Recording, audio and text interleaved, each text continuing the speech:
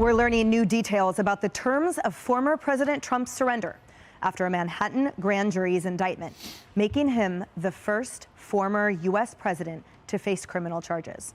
Good morning, everyone. This is Outnumbered. I'm Emily Campagno here with my co-host, Kayleigh McEnany, and also joining us today, Martha McCallum, anchor of this story, Kennedy, host of Kennedy on Fox Business, and Bill Hemmer, co-anchor of America's Newsroom. Also joining us with analysis on this breaking news, Fox News senior political analyst Brit Hume. Now, a law enforcement source tells Fox News former President Trump is expected to be arraigned on Tuesday at 2:15 Eastern Time. We're told the DA initially wanted him to surrender today, but that timeline changed due to arrangements that needed to be made by Secret Service. We're also learning Trump will not be handcuffed. The charges are related to hush money payments leading up to the 2016 campaign. They remain under seal and are not yet public. Republicans are calling the indictment political persecution and un-American. Democrats say no one is above the law. Fox News' Peter Doocy asked President Biden what he thought of the indictment this morning. Watch. Mr. President, do you think that the charges against Trump are politically motivated? No comment.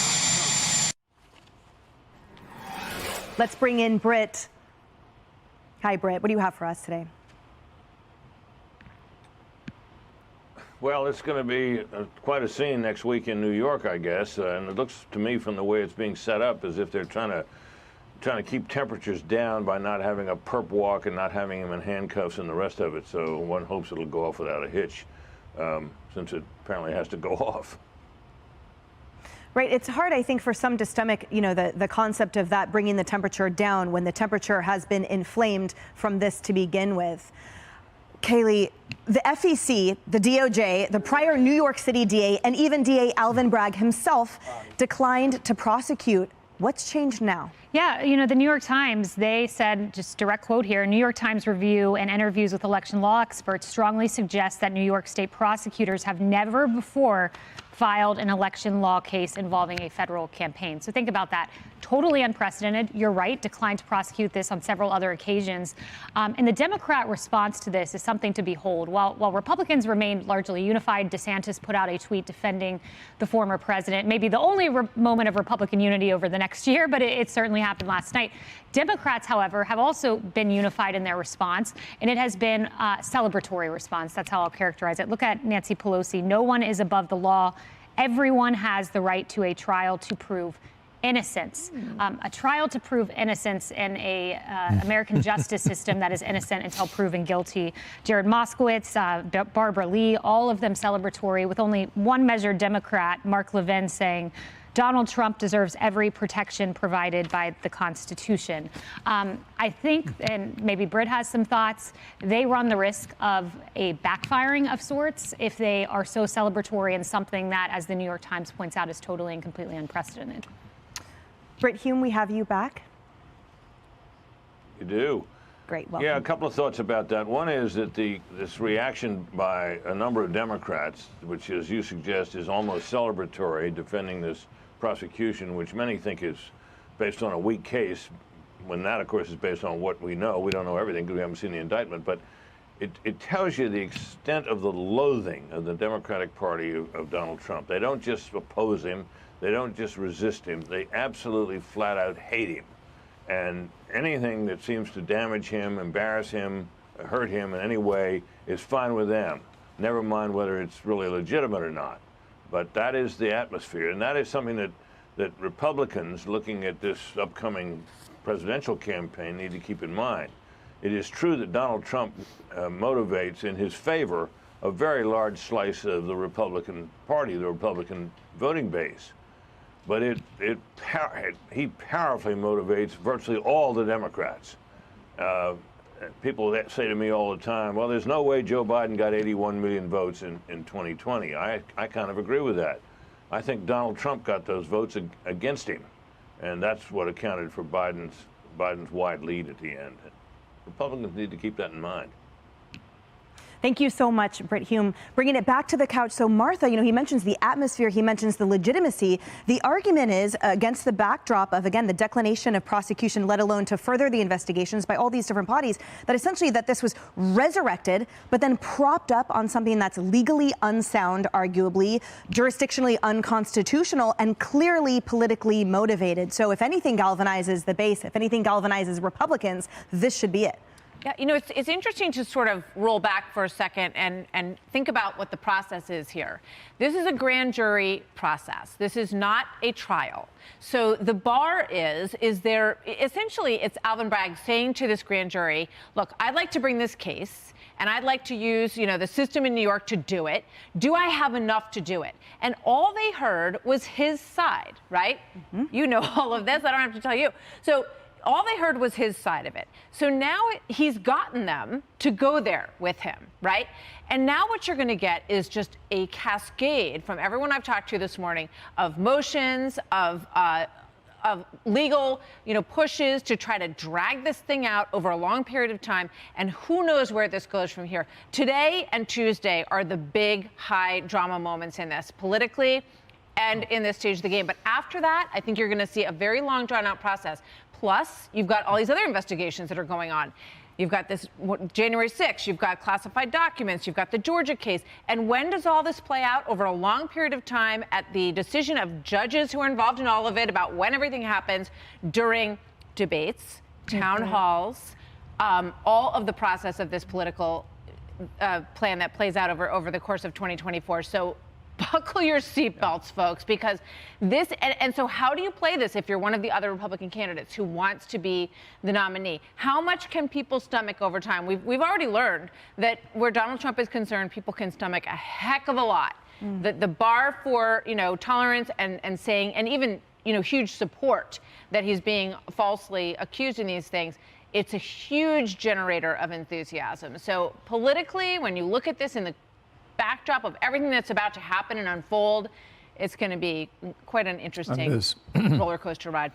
Right. I find it fascinating as well. I think the Democrats, to your point about the crowing, the giddiness, the puppetry of Comey and Pelosi and the like, they're saying essentially the damage has been done. But arguably for Trump's camp, oh, yes, the damage has been done. And that will result politically likely in a groundswell that they probably didn't anticipate. Yeah, we got the Bronx Zoo, a couple miles up this way, and we're going to have the Manhattan Zoo a couple miles this way on Tuesday afternoon. It's going to be a mess down there.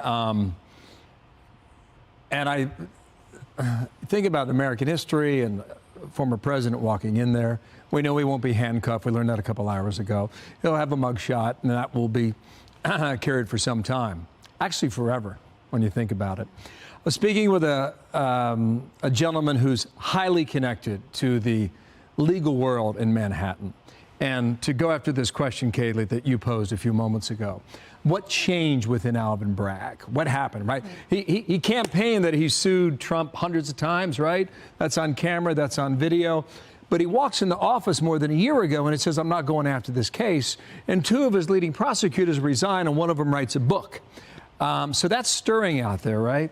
So this particular gentleman who I spoke to brought up the Trump Organization, which was found guilty on January 13th, 2023 of this year. So it's, now if you look at the time frame, these are all theories right now. Everybody's talking about theories. This is over a period of 12 months. What changed with Alvin Bragg? Well, you had a $1.6 million fine levied against the Trump Organization from this jury. So Bragg may be, right, because that's when the grand jury is seated in mid-January, went through February, went through March. We thought yesterday this thing was going to be punted to the end of April. It wasn't. What changed in Alvin Bragg's world? It might have been the ease by which he got a conviction through a Manhattan jury, a town that goes 8-1 for Democrats in every election anyway. That was his theory, and he's well connected, and that's as good as he could come up with in terms of an explanation for now. Kennedy. It's fascinating, and you have to wonder if his defense team is going to ask for a change of venue because, you know, there is so much spite in Manhattan. It is so overwhelmingly blue. This is a highly political case, and there's no doubt about that.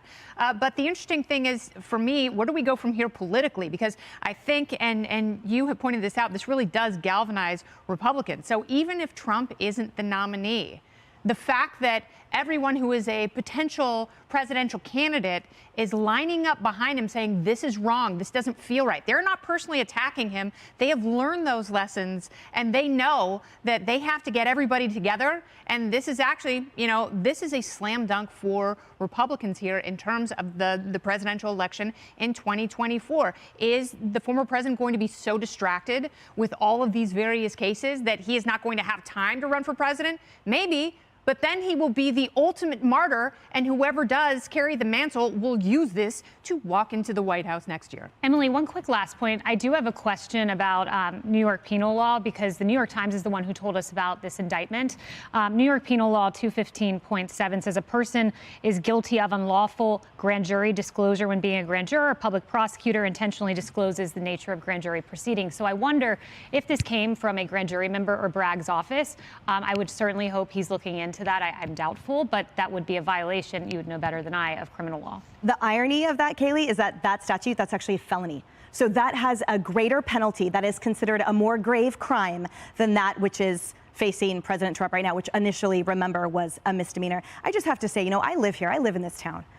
And if this is Alvin Bragg's justice, you know what else is his justice? Just yesterday, a monster that murdered and raped a mother on Mother's Day walked free. He doesn't have to register as a sex offender. The monster that stabbed Christina Yee 40 times in her bathtub, he was free to do so because he was out, even though he had 4 open cases, including a brutal beating on a subway.